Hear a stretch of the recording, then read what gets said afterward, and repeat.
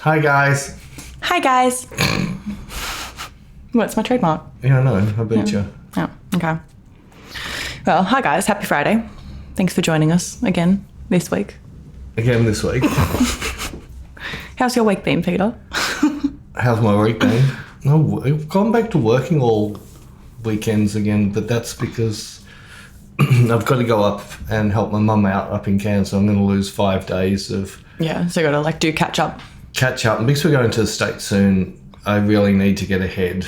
Have a backlog of stuff. Yeah, I need to be about 4 weeks ahead of, especially, we've filmed a lot of content for YouTube and Inspire, but there's a fair bit of editing. And some of there's 2 episodes, I reckon there's 2 days work in each episode. That's annoying. It's the ones with the camera reviews and that, so I've got to find not reviews, because you don't do reviews. Oh, sorry, it's not camera reviews. It's my opinion on lenses I own. Yes. How's that? Yes. You've got a weird lump coming out your head, the other side. My hair, it needs to be washed. It's perfect for photo shoots. It needs to be washed. I'll wash it tonight. But aside that, no, I've had... Again, I woke up every morning, which was really good. I've had a couple of fun shoots this week with there being me learning shoots. Learnings. So it's for me to experiment and play and decide what I like, what I don't like. So when I get onto other shoots, I don't have to second guess, should I be doing this or should I be doing that? And you don't have to waste time on other shoots. So you've already figured it out. So instead of trying, experimenting, so... Yeah, it just means next time I don't even think... Yeah. Well, I don't have that... The worst thing as a creator in any way is you thinking, should I be using this brush or this brush? Should I be doing this in pen or in ink or paint? Questioning yourself. Yeah, questioning. Where is some of the stuff I did with you, and I did it a bit today with Rara, was me, all right, I'm going to find out what I prefer. So we did that with lenses. And I was a bit disappointed. I'm not trying to say what lenses. I was... It was not so much the lens wasn't good, it didn't give me the emotion I wanted from it. And it surprised me, some of the lenses I own, I thought, I don't think I'm going to use that lens anymore. Bye-bye. Bye-bye. Well, it suited, and because I've changed a bit, so it suited when I was on the Sony because I needed that shallow depth of field look, but I don't need that anymore because those Leica lenses are to die for, shallow depth of field. So the Sony will go back to being used more for the 70-200 and those type of lenses. So, I don't know, even you saw the Hasselblad lens you hated. I was about to say, what was the one that I hated? Because it was... You took a few photos and you asked me what I thought of it. You were like, do you like that? Nope. It was, it actually made your face go round. It made my face super round. I think it's pulled detail. It is a bit of a rare Hasselblad. It's 150 f2.8, I think, lens from the old 500 series film cameras. And it does have this dreaminess about it, but it's just too milky. It just, and I checked, there's no fungus in it. It's got no fogging in it. It's just fungus. I love fungus. It's got no fogging in it or anything. It just, the lens, and it was so, how big, it was a massive difference. I didn't like it. Just made everything so flat and washed out, and I just was not a fan of that look personally because I prefer more contrast and stuff. So for me, it was just way too flat and made my face way too round. Yeah, and then... rounder than it already is. An awesome cheap lens, for what it is, was the next lens I put on. And even though I sort of in my head, because I was comparing it, I wasn't doing comparison where I could see stuff on the screen, click, side by side the second I took it. And that 0.95 TT Artisans, which I thought was amazing for its money. It's still a great lens for its money, but it's not my look. When we put that on, you didn't like that either, and I was on your side. I was sort of there was 3 other lenses I've put on that I like better than this one, so I don't think I would ever use this. So if I don't have it, I'm never going to be on a shoot going, maybe I should try this. Exactly, because you've already done that test, and so you already know, there's no point trying it because I know the look that I'm going to get from it. So that was... Yeah, and that's like the tutorial I said I'm working on, which is like a lens review, but it's not a review. Yeah. Is that day with Rara at the beach. Yeah. I remember. So I think I shot with every lens I had in my bag. So I could actually go home and say, so what one lens should I walk to the beach with? For sure. That way you don't have to carry it all. Or then sit there and go, oh, what lens should I be shooting? Should I be at 2.8 or should I be at 5.6? Should I be on the long lens? Should I zoom? All of those things. And I don't know, I was actually really, really disappointed that a lot of the lenses I couldn't really see much of a difference at all with the way we'd set it up, because that's what I wanted to do. Someone against something which was not unattractive. Yeah. So it didn't matter if you had detail in what they were leaning against or not. It didn't really change the picture. This will be completely different if we had a lot of room behind for bokehs, or if we've got an ugly background, how much does it hide that background, or how much is it going to show what we want to see? Yeah. This was more, what is it doing to the model? And when I brought it down to that, I was really, really surprised at how little it changed. it annoyed me. It's sort of like, why am I carrying all this crap around for? Your bags are really heavy. I know, but I decided from what happened 2 days ago. Yeah. Doesn't need to be that heavy anymore. Doesn't need to be that heavy. There's lenses that You don't need to carry every single lens to show everyone how much professional you are. Oh, the bigger they are, the more professional you are. The heavier they are, the more expensive they cost. Oh, that's so funny. It was just that those are the things that when you start getting busy, you don't do. And us stupid photographers who think it's about, I don't think it's about the gear. It's just it's a toy and I want it. Yeah, exactly. It's a new toy, but I don't need it. And 9 times out of 10, I really don't want it. I just been sold on it. Well, there'll be a review will come up on YouTube or something. You watch a review and go, oh, I never thought about buying this lens. Yeah, but so you watch another 3 or 4 reviews and all of a sudden I have to have this lens. Because aren't they always super biased and talk about how good they are? They only tell you how good they are. Yeah, exactly. But it's no different to makeup or skin cleansers and... Yeah, I guess so.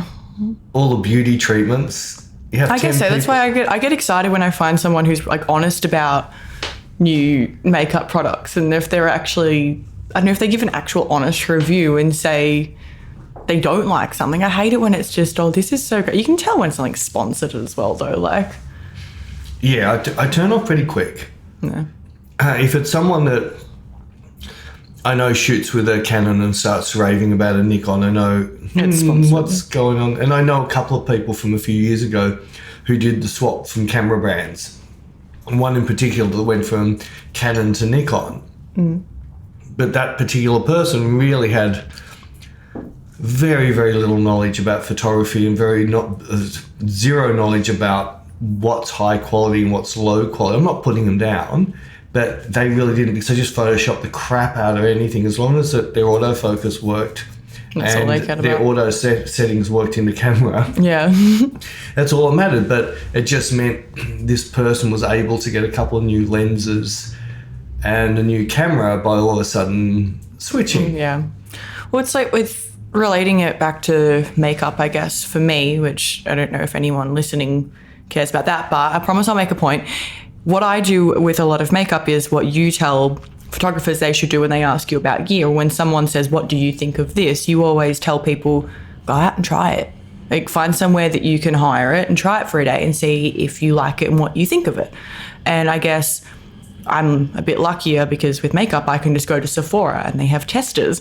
But I never like the people working there to come and talk to me, and especially... No, so they're already upselling it to you before you even put it on. And it's like, I think you speak about this at workshops maybe. Like, I don't like asking them which primer is better because they're going to suggest the one that they're getting a better markup on. So to me, that doesn't help. I prefer to just, no, I'm just having a look, thank you, and walk around and test things for myself and then work out what works best with my skin and what's, what I find easier to use. I found it weird in Europe that would talk, I think you're looking at primers in Europe, and I actually mentioned, is that going to curdle with the one she's using? And the girl had no idea what I was talking about. And that one that she did sell me, I've hardly been using it because it makes my skin feel like paper. Like, it's had that weird, like, dries. It's super, super drying, and it makes my skin feel really weird. And I've used it and I've found because it's so drying. But like my skin can get a little bit oily, but this one's super drying. And I found when I put it on, it makes product really hard to blend. So if I'm trying to put on bronzer and stuff, it's really hard to blend that in. Good, because I don't want that bronzer crap on you. I always put bronzer on. For photo shoots? Yeah, I use it as contour because I'm so pale. Oh, it's the darker. It's not that shiny. You're not using the shiny. That's highlighter. No, but there's a bronze. Yeah, that's my highlighter. That's your highlighter. No, but the bronzer, I found it really, so I don't really, but this is the thing, but we asked her and she recommended that because. And that was expensive too, wasn't it? And that's the second time we've been in that store and I've asked for a recommendation. They've recommended the same brand. So I think that they've got some kind of deal with them. Or it might be their own brand. Might be. No, it's not. It's not Sephora. No, but they might own it. Maybe. I don't know. Well, it's like the supermarkets in Australia. They've got 3 brands on the shelf for peanut butter, and I've never heard of these 2 companies. If you look into the fine print, it's the owner of the supermarket. Yeah. But that's it's similar to what you say about, like, relating it back to photography. It's what you say about photography is that you should test it, not just go off. Like, there might be two lights that are going to do the same thing, but they're going to recommend the one that they're going to get more profit from. That, and the person you're talking to, and especially this, even in photography shop, if someone is a gun lighter and knows everything about lights and that, they're not going to be chances they're working for $20 an hour in retail, yeah, they're going to be working in the studio actually doing. And you have to be doing before you can actually know if this is good or bad. Got to be doing it. And I know for a fact when some of the companies like old Bowens, whenever Bowens had a new light came out, they went round to they had the wholesaler in Australia go around and do demo nights at each of the big camera stores to show all the advantages to the salesman about them. They didn't say, well, all the other lights do this as well. Yeah, they're just you need to sell this and this is what this light can do. So I think, and so much with makeup, if you're a really good makeup artist, there's no way you're going to work in a retail shop. Yeah. Exactly. So, but then again, like if I go on YouTube, it's similar to photography, like YouTube reviews. It's going to be sponsored because it's a glorified ad. So. Yeah, it's hard. There is a few people that I've heard them say, well, I don't like it and things like that. But you'll see, especially if a new camera comes out, you watch there's at least 10 or 12 of the YouTube reviewers that all get the camera secretly, all get to play with it for one day secretly. Right, they're going to get that secretly if they just say this is a piece of crap? That's exactly. So there's their YouTube channel gone. Like that, it's not like they lie. They talk about the good things about it, and maybe they'll have a couple of cons, what's not that good, but they won't come blatantly out. And I saw that very much on a comparison review the other day between 2 cameras, and I'm just going, you did not mention once that this camera does this, this, this, and this. And I know that this camera has these faults. You did not mention that once. It's sort of like you're just putting this fluffy review that's not really telling anybody anything. Yeah. And I don't want to do reviews because I still feel it's down to each individual person, like totally what brush they like to paint with, what knife they like to cut with. It's so much more beneficial to try something than to just go off someone else. It's no different to even movies. There's been movies that even the few movies that you absolutely love, a lot of people say that they're crap. And yeah, that's happened to me before. There's been a movie that I've been dying to see and someone's told me, oh, don't bother go seeing it, it's really bad. And then I've eventually gone to watch it and I'm like, that was amazing, what are you talking about? So I'm just a really firm believer in you should just try things for yourself, watch something for yourself, use something for yourself, just try it. Like, you're not going to know if you can't just go off someone else's opinion. That's someone else's opinion. Like, yeah, no, I 100% so agree. Subjective. So the last couple of lenses I got, I was able to find really, really, really good YouTube channels that would show you a direct comparison. Mm-hmm. If you turn the sound off, you can see. You just look at, I much prefer the feel. That has a medium format feel, that has a very flat feel. You can see, but as soon as you turn the sound on, they're biased what they're saying, regardless if they're trying to sell you it or not. They will have their own opinion, which might cloud what you are actually looking for that lens for. Yeah, because now you've got a little voice in your ear, and so this lens does this, but when you looked at the picture, that didn't bother you until someone actually said it.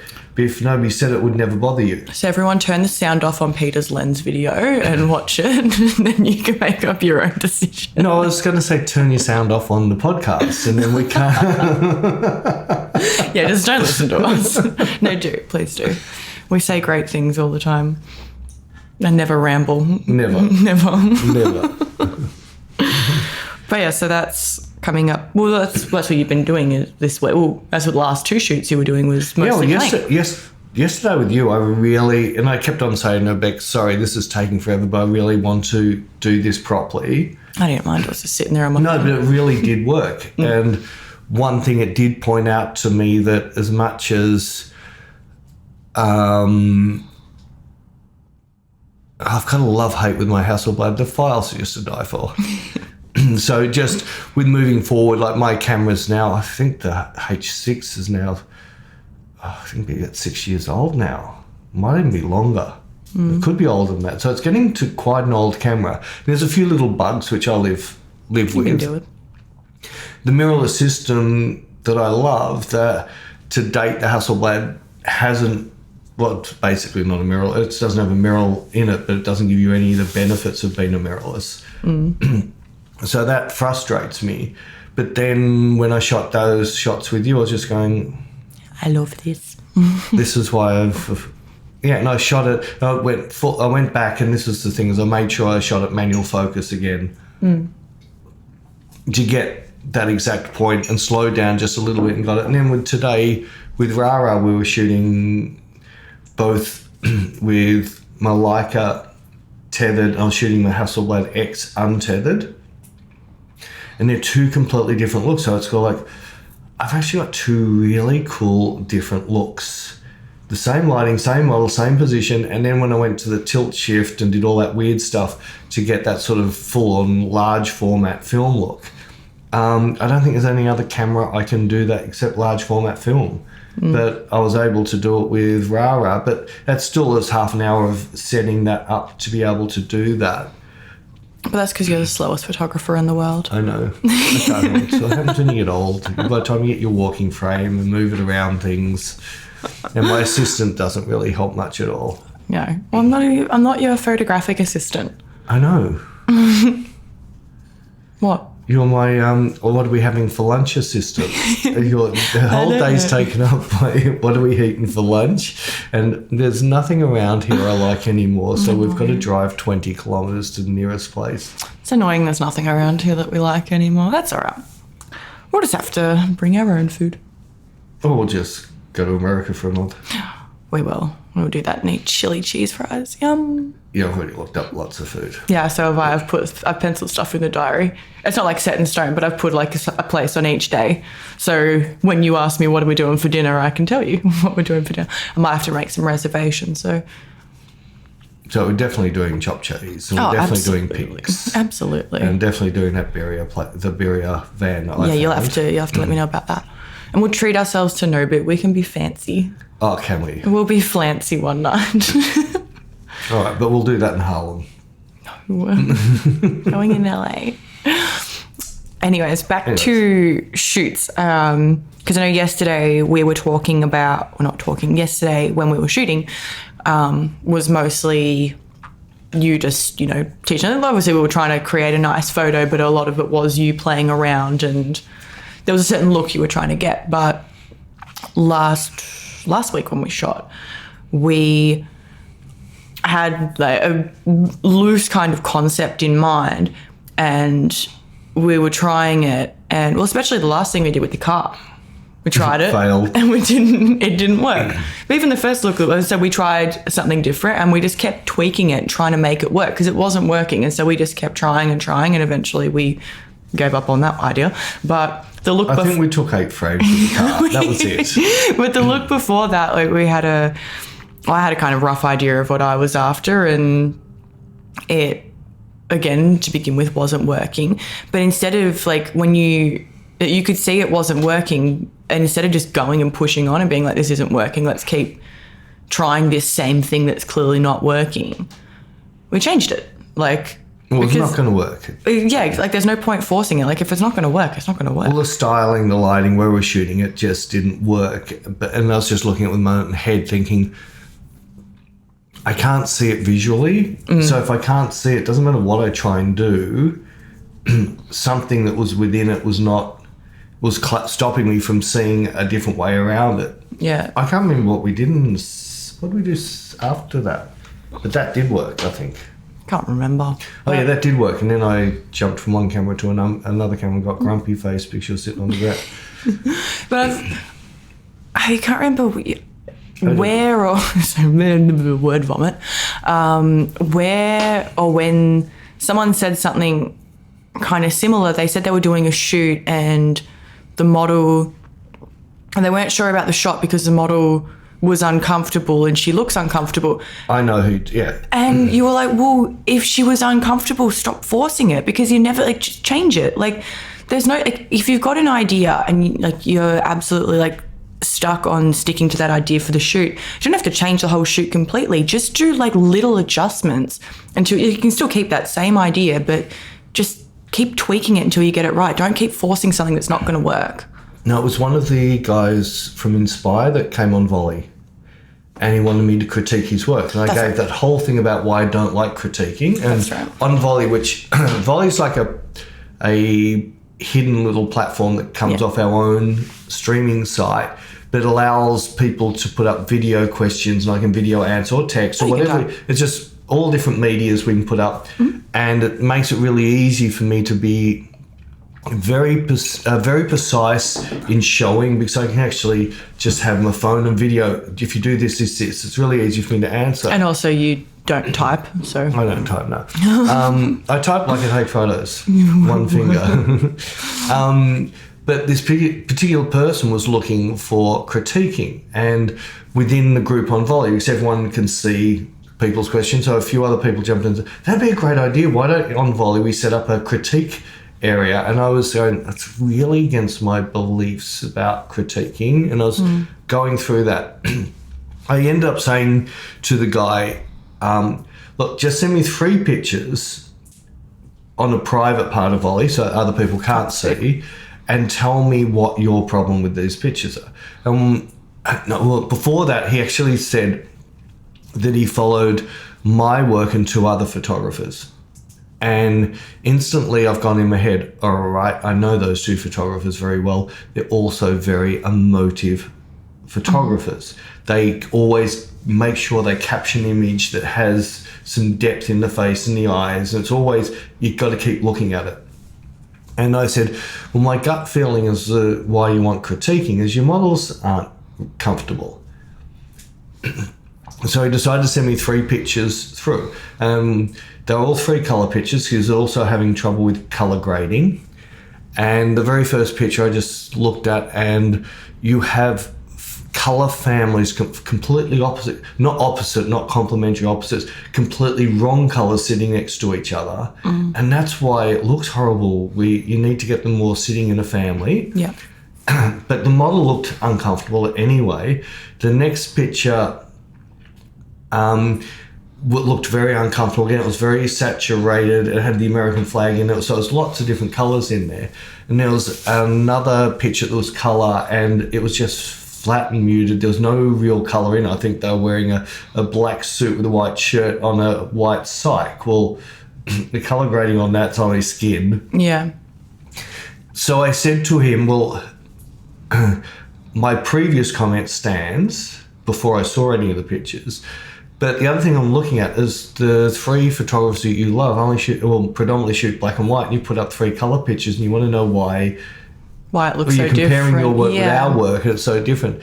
But the main thing was when we got to the American flag shot, he says, oh yeah, she really didn't like it. It was really uncomfortable. I said, well, how are you ever going to get a picture? And I know that we've tried to do shoots and you just said, I'm uncomfortable. Yeah. I don't even take a frame. Yeah, like, okay, change. If it's something you're wearing and you don't like it, and normally because it makes it look like it's a tent, or it makes it look like you got... Even the shoot that we were doing where we just kept making little adjustments until we finally got it to look right was... I had one of the reference photos, I liked the pose the model was doing and she was squatting down in it. So I was like, okay, cool, I'm going to try and do that. And I was just really uncomfortable squatting. And the best frame of me squatting was when I was about to get up, because in my head I was thinking, I'm going to stand up now. And I was like, oh, thank God, I didn't sew my face. It was funny. All those shots were just, and it wasn't like, it's hard doing squat pictures because sometimes squat pictures look like toilet pictures. Yeah. None of them had that feel, but it didn't have, I don't know, some girls can squat because that's how they do it a lot. Yeah, whereas... So they've got their comfortable, they've got their zone, they pull into it. Like, I think it's CJ. I was going to say something really inappropriate. Of course you were. We're not going there. I'm not going there. I think it's CJ.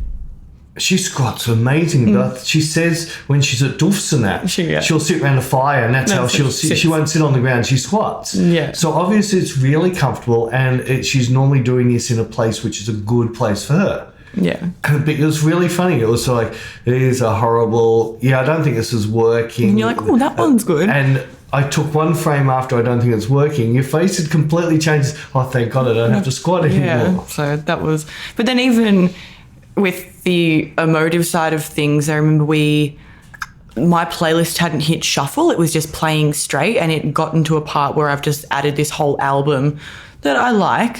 I'm not in love with, but I like it. But I don't want to listen to the whole album, and it's not an emotive album. It's just like happy-go-lucky, like da-da-da-da-da music. So it's obviously not Bring Me's first album. No. But like that was just playing in succession, and is that the right word? I hope that's the right word. Anyways, that was just playing, and it wasn't doing anything for me. And I was like, nah, we need to change. I need to sneeze. Sorry. Oh my God. Sorry. That wasn't doing anything for me. I was like, no, I need to change the tunes, because this music is even off-putting. This is not, I'm not feeling anything. It's just la da da da da. What am I having for dinner tonight music? The second I changed it and got into a better position, and I think we changed the top I was wearing, just bang, like next up. So we still, because the idea was centered around, we wanted that lighting, and I wanted to wear my sneakers, but we just had to slightly change it because the original idea wasn't working, and eventually we got there. So I don't know, I guess that was just kind of my point to bring up, is don't get so hell-bent on like, nah, we're going to make this work. Like if it's not working, it's really hard to try and make it work. Like you've got to change something. And sometimes, and I've had this before. I think the first time was with Natasha many years ago. There was a photo she loved. So she wanted to take the essence of that photo, and she did set it up so she was posing fairly similar to it, but it was just not working. And I said, Natasha, the pose, so you love this picture so much, but you don't know why you love it. So we started slowly covering up different parts of the picture till we found the most important part. Yeah. And once we could narrow down, right, Natasha, your face was fine, the lighting's fine, everything's fine, but this has an edge. Yeah. And this edge is a little bit, you're going to have to get uncomfortable, get in the uncomfortable zone to get this edge. You're going to be protected, but it's not going to feel that way. It's going to feel weird, yeah. And so I worked with her for a lot with her. She had the trust in me, and so I'll take a couple of frames. If it's not working, we just stop. And the second frame was the one we ended up using, because it needed that little bit of edge. And that girl with the skateboard, that would only work the way it was. Yeah. It needed her topless, not trying to cover, because it couldn't give a shit. Yeah. But if you're trying to cover and do that, it lost the essence of what that picture really was. Yeah. So as much as it's a real cool shot, I reckon if I'd got like what, you know how I cover up pictures sometimes? I think if I'd covered that part of the picture up, you would go, it's just a girl holding a skateboard. There's nothing special, because it lost that punkiness that picture had. Yeah. But it was still like, when we're doing stuff, we're never trying to copy somebody's work. No, we just want the essence. Well, we like the feel of this picture, and this picture. Let's try and evolve these together, but it'll still end up my style because make them all friends. Let them get to know each other a little bit. Yeah. Yeah. And then lock them in a room with me for a day. Well, speaking of shoots as well, sorry, were you going to bring up something? No, you can take over. I was going to bring up a question we received, I think on YouTube, about shoots. So while we're still talking about shoots, about test shoots and your image selection. So like how you go about selecting them, if you let the models pick them, if the models don't get a say and you just pick them all, how you go through them, and then like how many photos you would typically give a model from a test shoot, which I can answer this as well, guys, because like I know everything, but I don't know everything actually. Don't quote me on that, please. I'll let Peter answer. So do you want to know how you started out doing it, or do you want to know how I finished doing it, or both? I know what you do. Don't know how I started out though. Oh, how you start? Oh, when you first started. When you first? Oh no, I don't know that actually. I know what you do now because I'm around now. I wasn't around when you first started. Right. So although I remember when I was back in my Ringwood studio. Okay, I wasn't there, but I remember. I was there for 5 years, so it's a. But even when I started shooting with you, you would let me mark. But sorry, spoiler alert. No, but you go. No, you're right, but I didn't let everybody. Right. So, but back in the early time, very first transition from fishing to shooting fashion, because I had no name in the industry, I couldn't show them pictures of, look, I got the cover of Fishing Monthly and Fly Life and all these magazines. It's not going to do anything. So it was more to get them in. I would do a shoot and they would pick out their pictures. I'd either let them, I don't think I let them pick them out there, and then I went through and got rid of all the blinky shots or the me bad shots, and then sent them a folder with previews and then said pick 5 out. They'd always pick 50. And then as much as I hated the pictures, I would I used to spend maybe half an hour to an hour per picture retouching it to send them back. And I might only use one picture. If not, I might not use any. Yeah. So it was kind of a waste of your time for your folio. And I think this guy also wanted to know what I did with the pictures I didn't like. Maybe. I brought that up as well. And back then what I would do is keep all the pictures and I would always get another message or a phone call saying, I really loved this picture you didn't touch. And it's sort of like it was a 1 hour shoot and you want 50 of the same picture, which I hate. So that's where I started. But I did that because I was a nobody. I really didn't have a style myself. You were new to the industry. I was just a newbie. Now, or after a period of time, because I don't have time, and models aren't, I know Becca's going to agree with me now, but if I said this 10 years ago, she would disagree with me. Models really have bad choices in photos. Yeah, I agree now. Right, no, I remember even, sorry to interrupt, but I remember we did a shoot a couple years ago and there was a photo from the shoot that I really liked and you told me it was trash, basically. I would never do that. And then you picked your favorite and I was like, no, let's see, let's do a little experiment. And I put the 2 photos side by side and put them on my Instagram story with a poll. I remember that. And I said, what do you think is the better photo, mine or Peter's? And yours won by an embarrassing amount.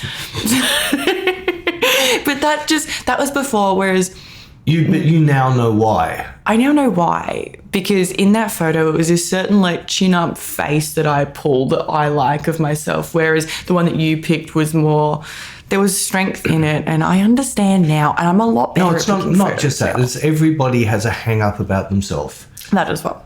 So we've got this a couple of hang-ups that are very, very common ones, eyes. So a model has a lazy eye. If she can see it in the picture, she hates it. She doesn't realise that one click of a mouse, I can fix that lazy eye. Good old liquefy filter. Very easy without it looking fake, and fix that because everything else in the picture is perfect and nobody else would have even known you had a lazy eye. It's a you hang-up. Totally. but then I'll pick a picture that's terrible, but their eyes are perfect to them because it doesn't. And I had that not long ago with a newer model I worked with who had the false eyelashes on that dragged one eyelid down. Yeah. So basically anything's shot from that side of the face, but that was her favourite side of her face because she had a very round face and needed the masculine side of her face to unround it. Yeah. But that was the old way. The new me, and it does... I don't know, I might... Well, I do know, but I'm going to be big-headed and arrogant. I've been doing this a long time, and if I'm going to give up... What would an average shoot with a model I've never worked with before? 4 hours, would you say? For the whole shoot? Yeah. Including retouching? No, them? just the shoot. Just the shoot. Yeah, about 3-4 hours. And there's a fair bit of time of that's training. Well, the first hour is pretty much... The first hour, I think, is just a write-off because the first hour is them picking out photos to get a feel for the style. And then that normally takes about half an hour. And then the first half hour is you training them and getting them into your kind of mindset and doing your tricks and stuff like that. And then... So that's about the first hour. Then the next... hour is them starting to, the next half hour is them starting to get it. Then they start to see photos they start liking, and then we'll probably do a second look. So that's 2 hours already gone. And then how many pictures do we ever use from the first look? Probably one, if that. Because they're still not comfortable. It's still they're either in their fanboying or they're fangirling. Or fangirling. You never shoot males. No, they're fanning me. No, but they're a girl, so they're fangirling. Oh, is that what it's called? Yeah. Oh, sorry, not up to this. They're either there that, oh my God, Peter's shooting me. I can't, I'm so excited. But they're distracted from relaxing down and being who they really are. Yeah, and they're trying to show off. And then they're trying to show off and look how many cool poses I can do. Look how many different moves I can do in 10 seconds. And I'm not downing any of these people. It's just I work a lot different to other people. To get that expression, I need slow down all of that. And that's why I tell everyone, you're weird and you're different. But I'll get to the end of the shoot, and then they can go through and pick out.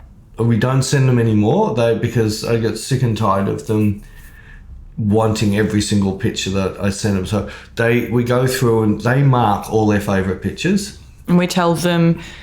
Peter tells them, sorry, I don't really have much to say, but I do. I'm the hype man. I'm like, that's gorgeous. I love that. I don't lie though. Like, I just stand there and hype. Anyways, Peter always says that he doesn't care how many they like, and you're not going to retouch every single photo that they do like. It's just putting a marker on it so Peter knows that they do like that photo, and it also gives you an idea of things that they do and don't like about their face. Yeah, because they'll pick a picture and they'll say, love it, and picture next to it, which I think is 100 times better, they don't like. Because they've got a hang-up. So I'll flick between those pictures. Oh, I see your hang-up. You got a bump on your nose you don't like. And I can see that bump. I can fix that bump. Yeah. But the picture, your eyes are so much nicer, or everything, the aura about the picture is so much nicer. Yeah. But one of the things we say is you're not going to get the whole shoot in one bang. I'm going to dribble photos out to you. Mm-hmm. But as I work commercially normally, if I'm shooting for a band, they want one picture for their album or single cover. That's it. We are shooting to get the very best picture of the day. If I'm shooting for a cover of a magazine, same. If I'm shooting for a clothing brand, not e-commerce, like a hero shot. Their hero shot. Mm-hmm. There might be three different gowns we use with 3 different styles, but that's all. They're only looking for one in each. As their hero shots, their signature shots. And the best way I can describe this is if you think of, say, Chanel had 4 different logos. Mm-hmm. You'd be confused, wouldn't you? Which logo would you... your belt, your Gucci belt. Imagine if they had 4 different logos. They do have the belt in different ones. I know, but their logo. Oh, yeah, it's all the same, but it's just like they have I know. pearl one. But imagine if they had 4 different logos. It's kind of like... It's like someone who says here's the colour and black and white version. Make up your mind and show the world the best. Yeah. And that's what, so we might get through 4 different looks. So it might be similar clothing, change of lighting, or completely change of posing. Mm-hmm. But I'm predominantly only ever going to do one picture. And as much as I go, oh, but these are the best pictures I've ever taken. Yeah, but once you post, you post the best, now the second best, now the third best, you're just ruining. Yeah. If we got that many great pictures, it means we need to shoot again. And every time we come in, why don't we try and get a magazine cover every time you come in? Mm-hmm. And we get 12 magazine covers a year. That's more than what Adrian like. Oh no, Adrian almost I get more than that, but that's more than what any of your friends who are modelling are getting in their folio. Yeah, and I think, like the question of how many photos model gets, it's typically 1 photo per look, at most 2. I've very rarely seen you do 3 photos of the same look. Well, Shelby's first shoot, she got 3 photos. There's 2 from one 2 from one, and exactly. 1 for, but the 2 there was different. One I really liked that she picked that she liked, and another one she loved. And I sort of went, well, I'd only use one of them. But I put the second look in between, and she wanted it so much. Well, it's a really nice picture. I'll do it for you. We spent a lot of time training on that day, so we didn't get a lot done. Well, yeah, I like that picture. I like it enough. And some people who, like Danny in the boob shirt, there's 2 that I can't pick, which is my favourite. And Bella, there's 2 different pictures of hers. I cannot pick my favourite because I love them both. Well, there's 2 of me in the boob shot. There's the one. No, but there's one that I like better. Yeah, they're 2. They're 2 different shots. They're completely different. Like the one that you love the most. What's the one that was my 10,000 likes photo? What was that? It's my Valley Girl voice. Your Valley Girl voice. That one is such my really face, like as a splatitude. And then the other one's got this kind of like, I don't know, like almost like pretty sad, like kind of innocence in the eyes. Yeah. So they're just completely different shots. Same lighting, same outfit and stuff, but 2 completely different looks. Yeah. Yeah. And then I'll do other shoots where they won't get 1 look. Yeah. But then there's one shoot we did, you did like 4 different looks in 4 frames. I was like, do I want sass Bec? Do I want cute Bec? What's that? Oh, yeah. I can do that sometimes. I know. I go through lots of emotions. It's wild up in... But answering his question, I really feel that if you've done 2 looks, at worst 4 photos, and even then you should be saying to the model, 2 looks, there's 2 covers, let's just show the world the very best. Right, so that a picture that's not as good, they'll always say, oh, this one's better. Yeah. So don't even give them the choice of either ones. But I've changed my mind 2 on shoots. I put a picture up and thought, oh, I really think this picture's better, and I'll put the other picture up. And 9 times out of 10 I'm right, but then every now and then the second one flop really bad. I've got weird taste. Yeah. Well, like even, I don't know, I'm trying to think of, I haven't done a shoot in ages with anyone aside from you. I've been so busy. I've had stuff going on. Stuff going on. I'm going to Winterdorf's. Well, no. It's a combination of me being busy and just also having like getting old and wanting to lay around the house all weekend. I've had some stuff going on. So like, that's the thing as well. Like, I don't want to go and agree to a shoot if I know I'm not right mentally.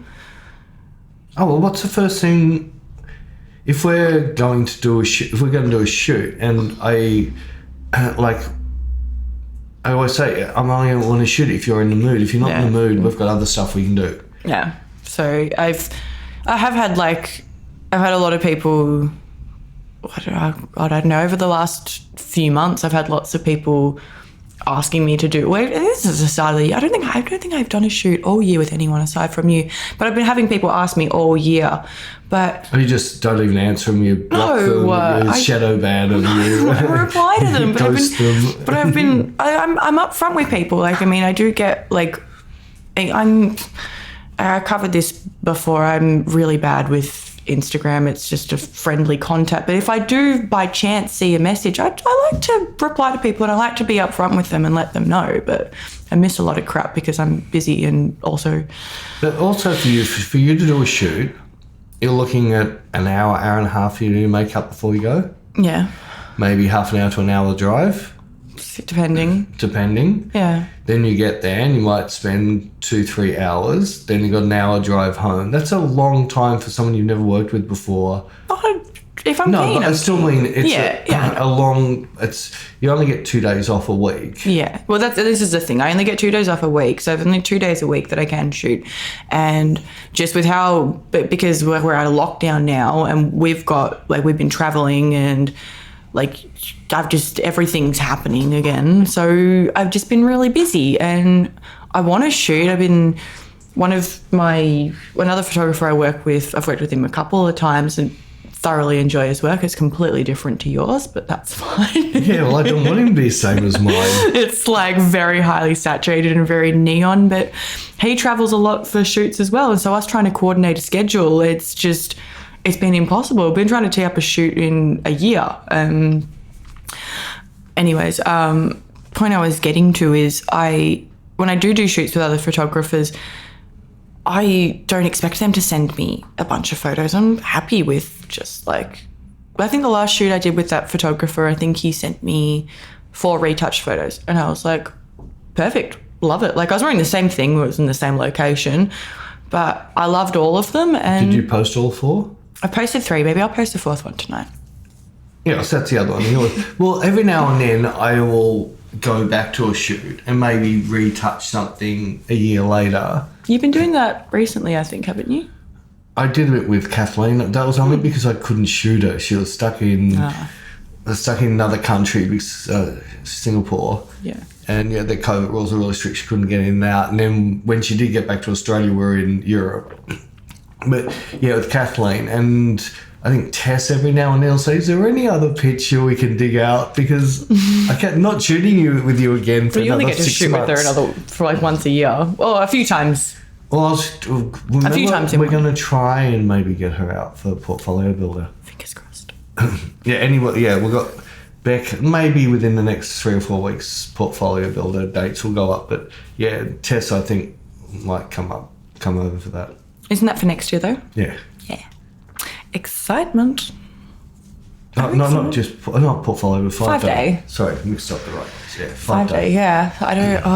I am going to be announcing that soon. So, yeah, we've had lots of. That's gonna. I'm really excited for it. I think I spoke about how much I love the 5 day in an episode. I'm so excited. We haven't done it in 2 years. You just being a fangirl for 5 days straight. No, like being a mother. A mother, that's right. Yes. Little mother hen. Well, I'll be 30. Oh my God, I'll be 30 then. How wild. You're too old. I'll have to find someone to fill in for you. No, you We'll put you in the back room and you can just... Give me my walking frame. You can just write people's names on their water bottles. Oh my gosh. I'm going to be so old. So old. That's okay. 30 is the new 21. 30 is the new 21? No, it's not. No, but a lot of people say you have the most fun in your 30s. 40s. 40s? Yeah. My sister's husband... I was talking to him the other week, and because I mentioned I was complaining saying I'm old because I'm going to be 30. He's like, oh, I'm jealous. I was like, why? He's in his 40s, and he's like, because early 30s I think were the best years of my life. He's like, 20s you're still a little bit naive and you still kind of figure things out, and you're probably just getting your first permanent job. And different generations. Yeah. Because in my generation, so most people were getting married and having kids in their 20s, right. Early to mid 20s. So once you hit 40, all the kids were old enough to stay at home on their own. You could go and do holidays. You could, so you're normally much more financially stable by then because you've had all those years, you paid off a decent lump off your house, your loans down low, the kids can look after your pets while you piss off. All you have to worry about is their parties. Yeah. and you can run amok and you really don't care because... That makes sense. So you got to wait till your 60s now. Damn. Yeah, that's kind of depressing when you think. Actually, I remember a girl I knew from when I was a teenager. She was a young mum, and I think she got pregnant like 16 or something, and she ended up having another 2 kids. So she had 3 kids before she was 25. And I think she posted something about how all you suckers who are having kids later, I get to go, like, my kids, I'm going to be able to just go do whatever I want in the next 10 years because my kids are going to be grown up. And I was like, damn, that is, but see, there's a trade-off there. We either party heavy when you're young and then live boring when you're old, or party a bit heavy until you get into the mid-20s, then get serious for 15 years, and then party the rest of your life. Maybe I need to pop one out. I've done pop one out. Oh my God. Well, I've done my partying. I thought it was getting cut out. I'll pop it out. Oh, yeah, no, it's coming out the sunroof. Yeah. Well, have you seen my frame? Like, it's coming out the sunroof. Do you want me to machine gun and just see if you... Oh my God, Peter. Well, Mandragora's a bit ugly. I don't think you want that. Peter, stop it. Come out with a baby that's already got a goatee. They could kill you sometimes. Oh my gosh. Oh my gosh. Anyway, you've really derailed. Once again, it's my special talent. Aside from being able to turn my hand 360 degrees, I can... I've got to do... So you've got to show them so you can do this. You've got to show them you can do it. But everyone's listening can't see it, but... Yeah, that's all right. They can hear the wow of all the people that can. So I could have my hand... Can you see it there? You can see it there. So I can have it that way. I can turn it 360 degrees. I don't know if they can hear my one microphone. So she can wipe her bum 2 different angles. Anyway, so just as now that we've done something for the YouTubies, just as a sorry for the YouTubies, without us actually realizing for the previous 2 episodes, we had a different lens on, and it was a wide angle, and the autofocus focused on the pictures behind us. And we're not to know this stuff until it comes to edit. Yeah. And I thought we'd fixed it, and the second one, it didn't focus on Bec once. So we've put on the lens we used to have on, and we've taken autofocus off. But by the time that they're listening to this one, we would have had like 50 comments on the other one. Oh, we're going to get millions of comments. And for anybody in YouTube that wants us to remove the microphones from around our face, where this is... the reason we have this on YouTube is we do understand, and I know myself, that if you like a certain platform, you want to, that's where you spend more of your time. I brought this up to Jared, actually. Your theory about not leaving platforms. That you don't normally go to. Okay, that you don't normally go, okay, you've never said that before. Because for me, if I'm on Instagram and I see someone... How often do you go to Facebook? If someone said... A couple times a day. Do you? Yeah. Oh, on my account or on your own account? Oh, okay. On my account, maybe like in the morning, and then... I didn't think you used Facebook at all. I just go on to check notifications because like I get... A lot of my friends use Facebook for events. Oh, right. So I just go on to see if like anyone's announced like a birthday... Oh. We're a fraction late starting, so I'll let you finish. I go on it to just see if there's any events and like maybe laugh at my cringy memories. All right, so if I had a link on my page, you're going to see this on Twitter. What are the chances you're going to go and go to your Twitter? Depends how catching it. I don't have a Twitter account, right, but you can still view stuff even if you don't have an account. So if it's catching, I'll still click on it. Yeah, I know, but I'm still with the people that I've been listening to about platforms that you're better off to leave the people on the platform. Well, number one, Facebook, Instagram, YouTube will kill your following as soon as you put a link to take them off the site. I don't know. If I'm on Instagram and someone says I've got a new YouTube video and I'm interested, I'm more than happy to jump over. All right, but if they put that up in their story, there's less chance you're even going to see that. In their story? No, I watch stories. I can prove it. If I put a link to something from YouTube in Facebook, I'm lucky if I get 10 people that like it. Maybe they just If don't like what you do. I'm sorry, I'm joking. Continue. All right, so I'm going to put the same thing up, all right? And what I'm going to do is put the link up first, then I'm going to put the real thing on Facebook second. You look at the difference is chalk and cheese. All right, let's do an experiment. 1% will actually get to see it because Facebook don't want you leaving their platform. They can't get ads if you left the platform. But that's not people leaving it. That's Facebook deciding. No, yeah, I know. So they don't share it. You don't get to see it. You don't see every post all your friends put up. You only see the ones they decide to show you. Like the platform. If you're on if you're on Facebook and one of your friends has put up a post, oh, look at this funny little quirky video I did, there's a good chance you're going to see it. If that same person put up, look at this little quirky video I did on YouTube, there's a good chance it won't even come up in your news feed. Interesting. YouTube's the same. So the more that and that's why people started to put the link in the first comment. Oh, I remember this. Yeah, I remember. But then Facebook woke up to that. Hey. And if you linked anywhere in the comments, it got hidden. So getting back to it before she derailed me. I would never.